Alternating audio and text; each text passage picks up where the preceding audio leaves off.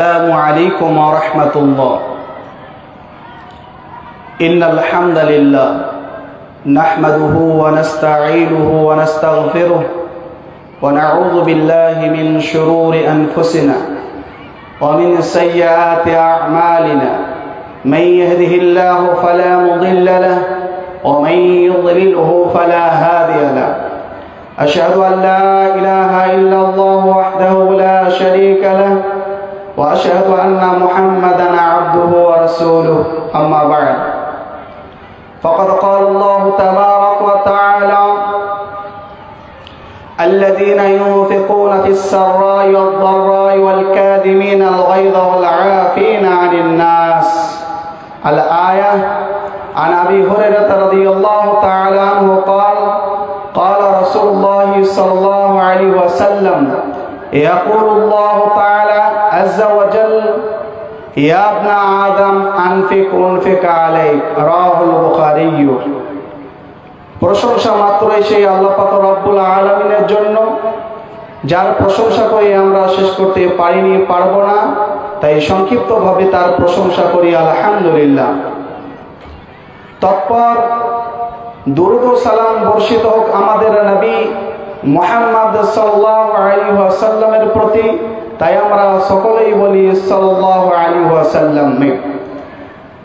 আজকে আপনাদের সামনে যে বিষয়টি নিয়ে আলোচনা করব, পত্র কোরআনের আয়াত ও হাদিসকে সামনে রেখে, সে বিষয়টি হচ্ছে দানের গুরুত্ব ও ফজিলত। তার আগে আমরা জানব সালাত সম্পর্কে এক নজর। সালাত এমনই এক গুরুত্বপূর্ণ ইবাদত যা 7 বছর বয়স থেকে মানুষকে আদায় করতে হয়। সুনানে আবু দাউদ 495 নম্বর হাদিস। এই সালাত মিরাজের রাত্রিতে ফরজ করা হয়েছে। সূরা ইসরা সূরা নম্বর 17 আয়াত নম্বর 1, তাফসীর ইবনে কাসির। সালাত যদি আদায় না করে সে ব্যক্তি মুসলমান থাকে না, সে ব্যক্তি কাফের হয়ে যায়, মুশরিক হয়ে যায়। সালাতের গুরুত্ব অপরিসীম। যারা বেনামাজি তারা আসলে কি মুসলিম না কাফের? তো সালাত সম্পর্কে আমরা একটু জানলে বুঝতে পারবো। অনেক নামাজি রয়েছে যে নামাজ তো পড়ে কিন্তু তাদের নামাজ হয়নি, এরা জাহান্নামে যাবে। এরা কারা? মহান আল্লাহ তাআলা তিনি বলেছেন সূরা মুমিনুন সূরা নম্বর 23 আয়াত নম্বর 2, আল্লাযীনা হুম ফি সালাতিহিম খাশিউন। যারা মুমিন ব্যক্তি তারা মনোযোগ সহকারে সালাত কায়েম করবে, নামাজ পড়বে মনোযোগ সহকারে। বর্তমান সময়ে যারা নামাজ পড়ে বেশিরভাগ নামাজ মনোযোগ সহকারে পড়ে না। নামাজে দাঁড়ালে সে চিন্তা ভাবনা করে চপের দোকানের কথা, চায়ের দোকানের কথা, গল্প গুজবের কথা, বাড়ির কথা, মাঠের কথা, বাজারের কথা, ব্যবসা বাণিজ্যের কথা সে সালাতে চিন্তা ভাবনা করে, তথা সালাত সে মনোযোগ সহকারে আদায় করে না। অথচ আল্লাহ তাআলা বলছেন যারা মুমিন হবে তারা মনোযোগ সহকারে সালাত আদায় করবে। মহান আল্লাহ তাআলা তিনি বলেছেন সূরা আনকাবুত সূরা নম্বর 29 আয়াত নম্বর 45, ইন্নাস সালাতা তানহা আনিল ফাহশাই ওয়াল মুনকার। নিশ্চয়ই সালাত মানুষকে অন্যায় ও অশ্লীল কাজ থেকে বাধা প্রদান করে, হারাম কাজ থেকে বাধা প্রদান করে, প্রেম প্রীতি থেকে, অবৈধ সম্পর্ক থেকে, সুদ ঘুষ থেকে বাধা দেয় এই সালাত। নামাজি মানুষ মুখে দাঁড়িয়ে আছে, মুখের ভাষা ভালো না, হারামের সাথে জড়িত, সুদের সাথে জড়িত, ঘুষের সাথে জড়িত, বিড়ি, জর্দা, সিগারেট, খনি, গুটকা এগুলো পান করে, সেবন করে। অথচ আল্লাহ বলছেন কি যে সালাত কায়েম করবে, সালাত তাকে বাধা দেবে, এগুলো হারাম, এগুলো পরিত্যাগ করতে হবে। নামাজও চলছে আর হারাম জিনিসও চলছে, জানতে হবে নামাজে কোনো জায়গায় লিক আছে। মহান আল্লাহ তাআলা তিনি বলেন সূরা আনফাল সূরা নম্বর 8 আয়াত নম্বর 2-3, ওয়াইদা যুকিরাল্লাহ ওয়াজিলাত কুলুবুহুম, যখন মুমিন ব্যক্তির সামনে কোরআন হাদিসের আলোচনা হয়, আল্লাহ সম্পর্কে আলোচনা হয়, অন্তর একেবারে কেঁপে যায়। ওয়াইদা তুলিয়াত আলাইহিম আয়াতুহু যাদাতুহুম ঈমানা, আর যখন তাদের সামনে কোরআনের আয়াত পাঠ করা হয় তাদের ঈমান বেড়ে যায়। সত্যিকারের কি আমাদের সালাতে ঈমান বেড়েছে কোনোদিন? আমরা জালসা মাহফিলে কোরআন শুনি, মোবাইলে কোরআন শুনি, ইউটিউব ফেসবুকের মাধ্যমে আমরা কোরআন শ্রবণ করি, কোনোদিন আমাদের ঈমান বেড়েছে? আমার তো মনে হয় বাড়েনি। সাহাবা একরাম কোরআন শুনলে কান্না করতেন।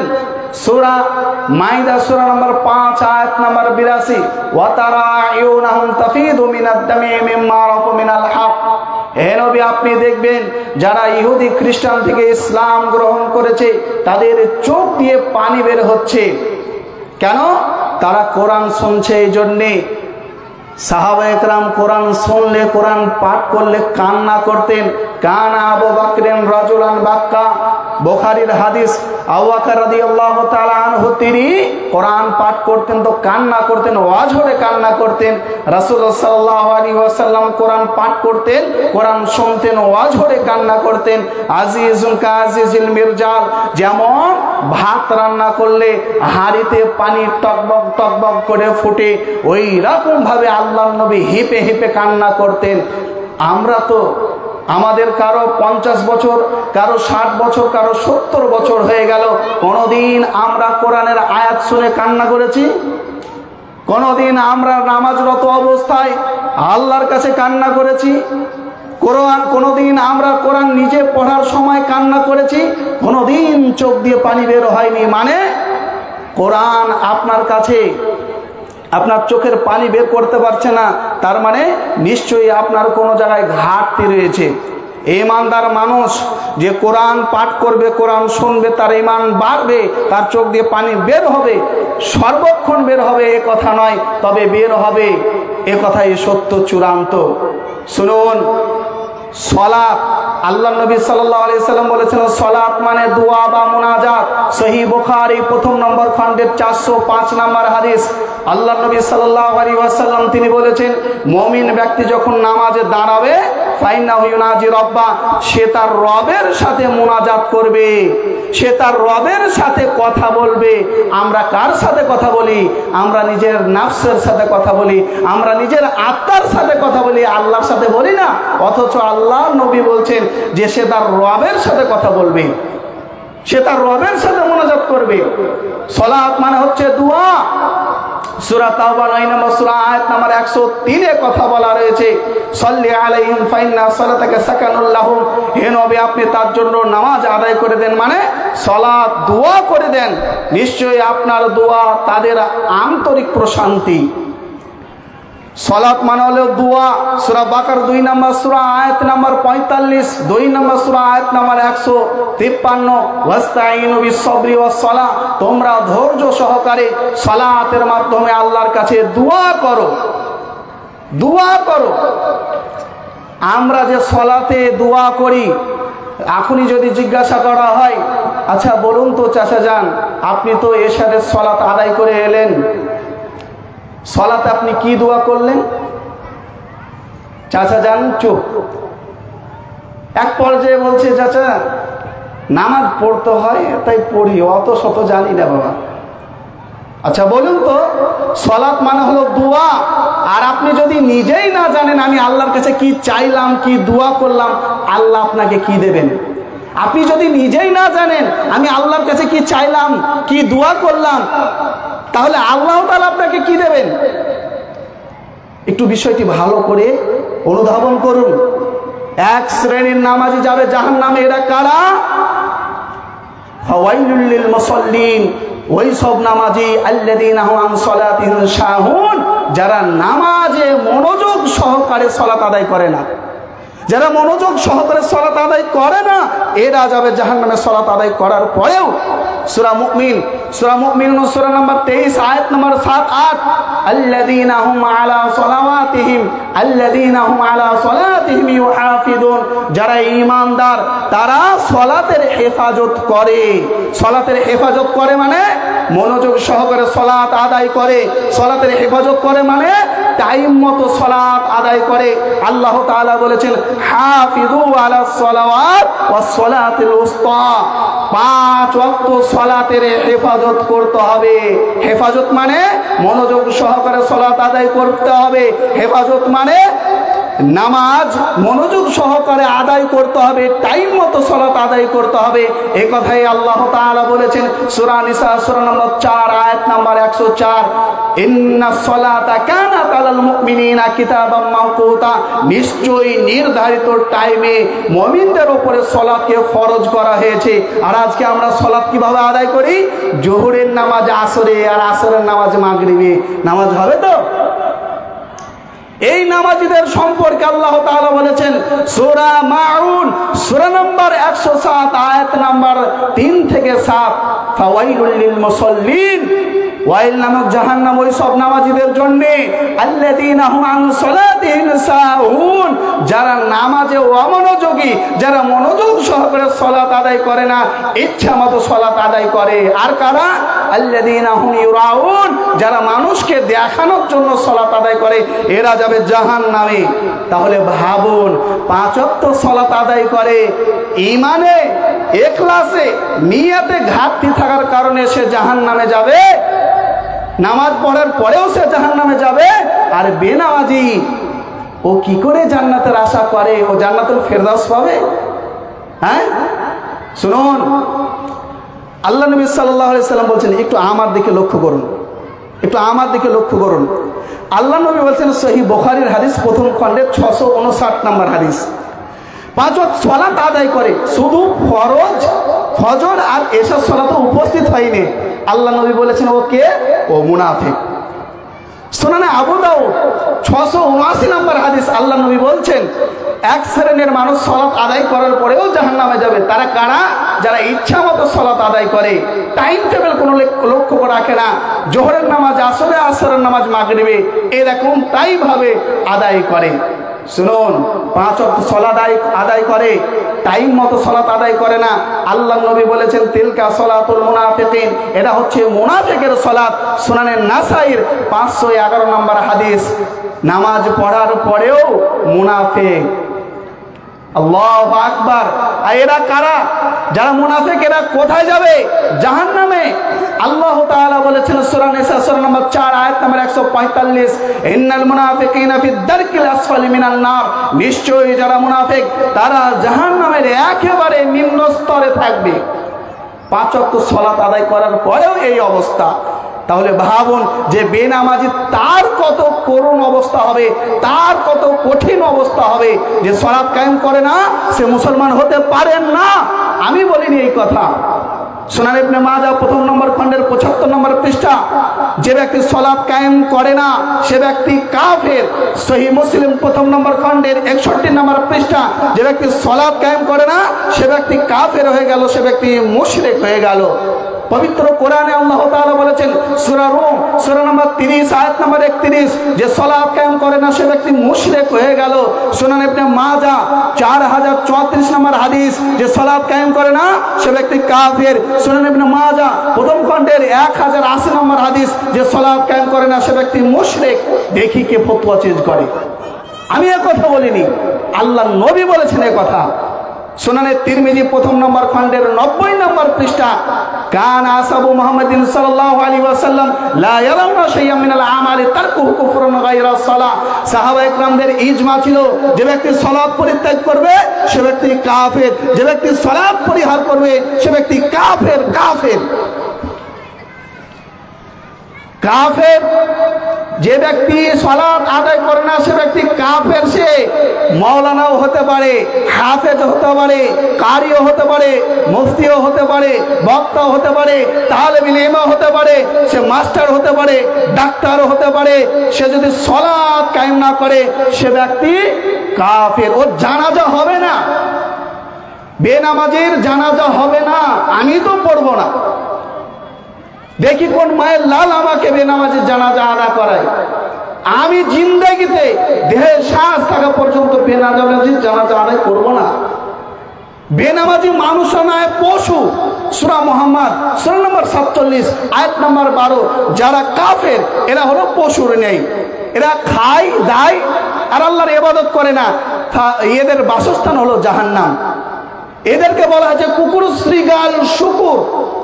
সূরা আরাফ সূরা নম্বর 7 আয়াত নম্বর 174 বলা রয়েছে, যারা অন্তরের উপাসনা করে, নামাজকে পরিত্যাগ করে, এরা হচ্ছে কুকুর, এরা হচ্ছে কুকুরের ন্যায়। আর বলা আছে সূরা মুত্তাসির সূরা নম্বর 74 আয়াত নম্বর 44 থেকে 48। জিজ্ঞাসা করা হবে জাহান্নামীদেরকে, এই তোমরা কেন জাহান্নামে যাচ্ছ? তারা বলবে লাম নাকু মিনাল মুসাল্লিন, আমরা সালাত কায়েম করতাম না। সূরা মারিয়াম সূরা নম্বর 19 আয়াত নম্বর 59 আল্লাহ তাআলা তিনি বলেছেন, যারা বেনামাজি ফাখালাফা মিন বাদিহিম খালফুন আদাউস সালাতা ওয়াত্তাবাউশ শাহওয়াত ফাসাউফা ইয়ালকাউনা গায়্যা, যারা সালাতকে বিনষ্ট করলো, এলো তাদের পরে অপদার্থের দল, তারা সালাতকে বিনষ্ট করলো, এরা কুপ্রবৃত্তির অনুসরণ করলো, এরা জাহান্নামে যাবেই যাবে। আমরা কি বুঝতে পারলাম? বেনামাজি জাহান্নামে যাবেই যাবে। বেনামাজি মানুষটা এ পশু, সে যে হোক না কেন। বেনামাজি কাফের, আর কাফেরকে আল্লাহ তাআলা কুকুর, শ্রীগাল বলেছেন। আচ্ছা, কোনদিন আপনি কুকুর, শ্রীগাল, শুকুরের জানাজা নামাজ পড়েছেন? মুরব্বী সাহেব আপনাকেই বলছি, কোনদিন কুকুরের, শুকুরের, শ্রীগালের জানাজার নামাজ পড়েছেন? পড়েননি। কেন? আল্লাহ বলেননি তাই, রাসূল বলেননি তাই। কি করেন? তাকে টেনে হেঁচড়ে হয় জঙ্গলে, আর নইলে মাটিতে ঢাল্লা মাটি দিয়ে চলে আসেন, তাই তো নাকি? তাই তো। তা আল্লাহ তাআলা বলেছেন, যারা কাফের এরা হলো পশুর ন্যায়, এদের জানাজা কেন পড়বেন? এদের জানাজা পড়া যাবে না। সূরা তাওবা 9 নম্বর সূরা আয়াত নম্বর 84, তাদের জন্য দোয়া করা যাবে না, এদের কবরের পাশে দাঁড়ানোও যাবে না। সূরা তাওবা 9 নম্বর সূরা আয়াত নম্বর 113। ইমাম সাহেব কেন এ কথা বলে না? আমি বেনামাজি জানাজা পড়াবো না, আমি বেনামাজি জানাজা পড়াবো না, আমি বেনামাজি জানাজা সালাত কায়েম করব না, কেন বলে না? মাস্টার, ডাক্তার, ইঞ্জিনিয়ার যেই হোক না কেন, মাওলানা, মুফতি, হাফেজ, কারি যেই হোক না কেন, যে সে ব্যক্তি যদি সালাত আদায় না করে, সে ব্যক্তি অশিক্ষিত, আল্লাহ তাআলার নিকটে সে শিক্ষিত ব্যক্তি হতে পারে না। আল্লাহ তাআলা বলেছেন সূরা তাওবা, সূরা বাকারা সূরা নম্বর 2 আয়াত নম্বর 269, সূরা আলী ইমরান সূরা নম্বর 3 আয়াত নম্বর 7, সূরা রাগাদা 13 নম্বর সূরা আয়াত নম্বর 19, সূরা জুমার 39 নম্বর সূরা আয়াত নম্বর 9, 39 নম্বর সূরা আয়াত নম্বর 18। ইন্নামা ইয়াতাযাক্কারু উলুল আলবাব। প্রকৃতপক্ষে যারা জ্ঞানী, যারা শিক্ষিত, তারা উপদেশ গ্রহণ করে। আজকের পর থেকে যারা বেনামাজি যারা আছে, আজকের পর থেকে যদি সালাত কায়েম না করে, এ অশিক্ষিত, এ পশু, এ বর্বর। আমি বলিনি, আল্লাহ তাআলা এই কথা বলেছেন। মুনাফিকের বৈশিষ্ট্য কি জানেন? সূরা বাকারা সূরা নম্বর 2 আয়াত নম্বর 93, সামি'না ওয়া আসাইনা, শুনলাম কিন্তু মানব না, এটা হলো মুনাফিকের বৈশিষ্ট্য। আর মুমিনের বৈশিষ্ট্য কি?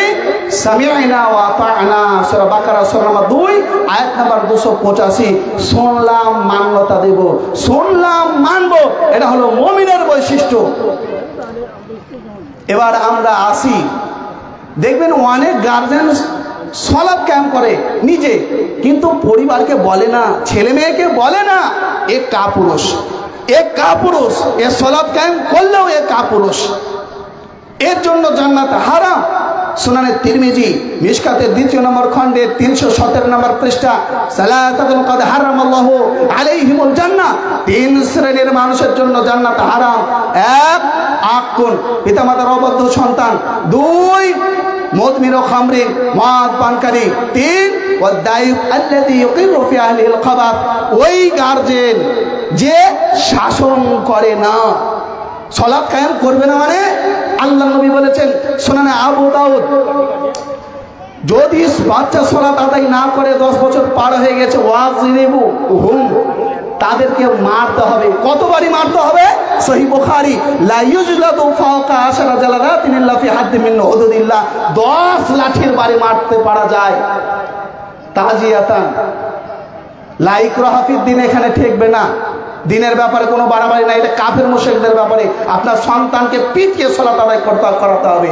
অনেক গার্জিয়ান আছে নিজের সালাত আদায় করে কিন্তু পরিবারকে বলে না, ছেলে মেয়ে স্ত্রীকে বলে না এ কাপুরুষ, এ কাপুরুষ, একে জাহান্নামে যেতে হবে।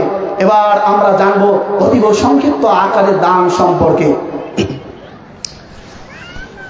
মহান আল্লাহ তাআলা পবিত্র কোরআনে সালাতের পরে এবং ধৈর্যের পরে সবচাইতে বেশি কথা বলেছেন দানের সম্পর্কে। সূরা বাকারা সূরা নাম্বার 2 আয়াত নাম্বার 254, 2 নম্বর সূরা আয়াত নাম্বার 267 আল্লাহ তাআলা বলেন ওয়ানফিকু মিম্মা রাযাকনাকুম সিররা ওয়া আলানিয়া, তোমাদেরকে যা আমরা রিজিক দিয়েছি তা থেকে দান করো প্রকাশ্যে অথবা গোপনে। সূরা রা'দ সূরা নাম্বার 13 আয়াত নাম্বার 22 এ কথা বলা আছে। হাদিসে কুদসি সহিহ বুখারী 5352 নম্বর হাদিস, আবু হুরায়রা রাদিয়াল্লাহু তাআলা আনহু তিনি বলেন রাসূল সাল্লাল্লাহু আলাইহি ওয়াসাল্লাম বলেছেন, আল্লাহ তাআলা বলেন ইয়া ইবনে আদম, হে আদম সন্তান, আনফিক আলাইক, তুমি দান করো আমি তোমাকে দান করব। রাসূল সাল্লাল্লাহু আলাইহি সাল্লাম বারংবার বলতেন তাসাদদাকু, তোমরা দান করো, তোমরা দান করো। সহিহ মুসলিম 2261 নম্বর হাদিস, আল্লাহ নবী একটি আয়াত পাঠ করলেন ওয়ালতানদুর নাফসুম মা কদ্দামাত লিগাদ, তুমি পরকালের জন্য কি সঞ্চয় করেছো। এই আয়াতটি শুধু পাঠ করলেন, সাহাবা একরাম দান করতে করতে করতে করতে দুটি স্তূপ, দুটি পালা বানিয়ে দিলেন, একদিকে পোশাক আর একদিকে খাবার। সুবহানাল্লাহি ওয়া বিহামদিহি। আল্লাহ তাআলা তিনি বলছেন সূরা কাসাস সূরা নাম্বার 28 আয়াত নাম্বার 77, ওয়াবতাগি ফীমা আতাকাল্লাহু দারাল আখিরা ওয়া লা তানসা নাসিবাকা মিনাদ দুনিয়া ওয়া আহসিন কামা আহসানাল্লাহু ইলাইক। হে পৃথিবীর মানুষেরা, তোমরা দুনিয়াতে ইনকাম করো, এই দুনিয়ার মাধ্যমে পরকালকে অর্জন করো। তুমি দান করো যেভাবে আল্লাহ তাআলা তোমাকে দান করেছেন, নিশ্চয়ই আল্লাহ তাআলা দানকারীকে পছন্দ করেন, ভালোবাসেন। দান সম্পর্কে আল্লাহ তাআলা আয়াত নাযিল করলেন লা তানালুল বিররা হাত্তা তুনফিকু মিম্মা তুহিব্বুন, তোমরা নেকি পাবে না যতক্ষণ পর্যন্ত তোমরা পছন্দনীয় মাল না দান করবে। আবু তালহা রাদিয়াল্লাহু তাআলা আনহু তিনি বলছেন, আল্লাহর নবী ইন্না হাব্বা আমওয়ালি ইলাইয়া বাইরুহা, আমার কাছে সব চাইতে পছন্দনীয় মাল হচ্ছে বাইরুহা, বাগান। ওয়া ইন্নাহা সাদাকাতুন লিল্লাহ, আমি দান করে দিলাম। তৎকালীন সব চাইতে দামি বাগান ছিল বাইরুহা, আবু তালহার, তিনি দান করে দিলেন শুধু আল্লাহ তাআলার কাছে নেকি নেওয়ার জন্য। সাহাবায়ে একরাম দানের ব্যাপারে প্রতিযোগিতা করতেন, নেকির কাজে প্রতিযোগিতা করতেন। সূরা তাওবা 9 নম্বর সূরা আয়াত নাম্বার 100 আল্লাহ তাআলা বলেন ওয়াস-সাবিকুনাল আউয়ালুন মিনাল মুহাজিরিন ওয়াল আনসার ওয়াল্লাযীনা ইত্তাবাহুম বিইহসান রাদিয়াল্লাহু আনহুম ওয়া রাদু আন, যারা সাহাবায়ে একরাম তারা ছিল নেকির কাজে অত্যন্ত পিপাসু, তারা নেকির কাজে ছিল অগ্রগামী, নেকির কথা শুনলে তারা প্রতিযোগিতা করত। সুনানে আবু দাউদ 1686 নম্বর হাদিস, আল্লাহর নবী সাল্লাল্লাহু আলাইহি ওয়াসাল্লাম দানের প্রতিযোগিতা শুরু করে দিয়েছেন। ওমর রাদিয়াল্লাহু তাআলা আনহু তিনি ভাবছেন আমি আজকে আবু বকরকে হারিয়ে দেব দান করে। আল্লাহর নবী জিজ্ঞাসা করলেন, ওমর তুমি কি নিয়ে এসেছো, কি দান করবে? তিনি বললেন, আল্লাহ নবী আমার পুরো সম্পত্তির অর্ধেক দান করে দিলাম। আবু বকর তুমি কি নিয়ে এসেছো, তুমি বাড়িতে কি রেখে এসেছো? আমি বাড়িতে আল্লাহ এবং তার রাসূলকে রেখে সব দান করে দিলাম। তাহলে ভাবুন, আল্লাহর রাস্তায় দান করাতে সাহাবায়ে একরাম প্রতিযোগিতা করেছেন। কেন এত প্রতিযোগিতা? 18টি ফজিলত রয়েছে সহিহ হাদিস দ্বারা প্রমাণিত। ওই ফজিলত কটি গুনিয়ে বক্তব্য শেষ করব। 1, দান করলে নেকি হয়। অনেক বক্তার মুখে আপনি শুনবেন এমনি মাসে যা দান করলে যা নেকি হবে, রমজান মাসে দান করলে 70 গুণ বেশি নেকি হবে। এই হাদিস সহিহ সূত্রে নয়, এই হাদিস মানুষের তৈরি। দানের নেকি কোনো সীমাবদ্ধ নয়। সহিহ বুখারী 1 নম্বর খণ্ডের 42 নম্বর হাদিস, আল্লাহর নবী বলছেন কোন ব্যক্তি যদি দান করে, ইসলামের ভালো একটি কাজ করে, তুক্তাবুলাহু বিআশরি আমসালিহা ইলা 700 যিফ, 10 থেকে 700 গুণ বাড়ানো হয়। শুধু এটা সীমাবদ্ধ নয়, সহিহ বুখারীর 1410 নম্বর হাদিস, আল্লাহর নবী বলছেন মান তাসাদ্দাকা বিআদলি তামরাতিন মিন কাসবিন তাইয়্যিব, কোন ব্যক্তি যদি একটি খেজুর হালাল উপার্জন থেকে দান করে আল্লাহ তাআলা ওটাকে গ্রহণ করেন, ফায়ুরাব্বিহি কামা ইউরাব্বি আহাদুকুম ফুলওয়াহু, আল্লাহ তাআলা বাড়াতে বাড়াতে বাড়াতে হাত্তা তাকুনা মিথলাল জাবাল, পাহাড় সমপরিমাণ একটা খেজুরের নেকি আল্লাহ তাআলা দেন। শুধু এটাও সীমাবদ্ধ নয় যে শুধু একটা খেজুর দান করলে উহুদ পাহাড় বা পাহাড় সমপরিমাণ, এটাও সীমাবদ্ধ নয়। পবিত্র কোরআনে আল্লাহ তাআলা বলেছেন সূরা বাকারা সূরা নাম্বার 2 আয়াত নাম্বার 261, আল্লাহু ইউযাইফু লিমান ইয়াশা, আল্লাহ পাহাড়ের চাইতে বেশি নেকি দিবেন যে ব্যক্তি দান করবে।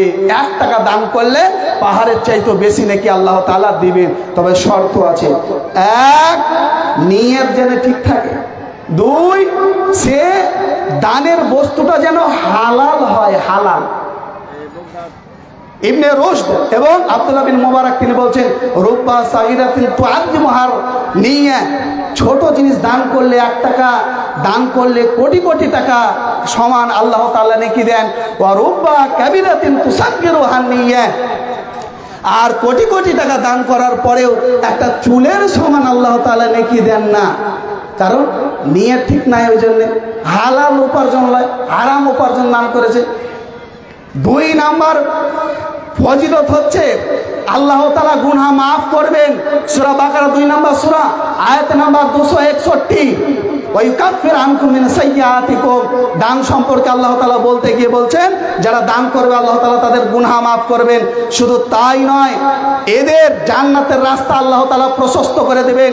3 নম্বর ফজিলত সূরা লাইল সূরা নাম্বার 92 আয়াত নাম্বার 5 থেকে 7, আল্লাহ তাআলা বলেন ফাআম্মা মান আ'তা ওয়াত্তাকা ওয়া সাদ্দাকা বিল হুসনা ফাসানুয়াসসিরুহু লিল ইউসরা, যারা জান্নাতের বিনিময় দান করে আল্লাহ তাআলার প্রতি তাকওয়া রেখে এবং জান্নাতের প্রতি বিশ্বাস রেখে আমি তাদের দান গ্রহণ করে তাদের জন্য জান্নাতের রাস্তা সহজ করে দিই। যারা দান করে তাদের জন্য মানুষে তো দোয়া করে করে, ফেরেশতারাও দোয়া করে।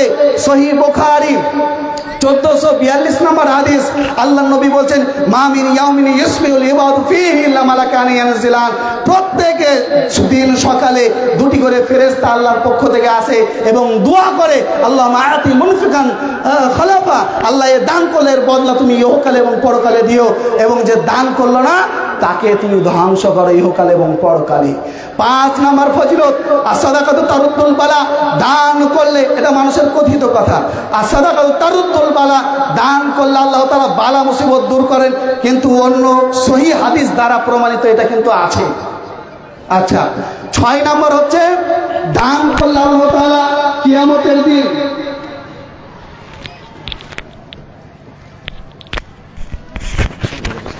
দান করলে আল্লাহ তাআলা কিয়ামতের দিন আরশের নিচে ছায়া দেবেন, আরশের নিচে ছায়া দেবেন। সহিহ বুখারী 660 নম্বর হাদিস, 7 শ্রেণীর মানুষকে আল্লাহ তাআলা আরশের নিচে ছায়া দেবেন।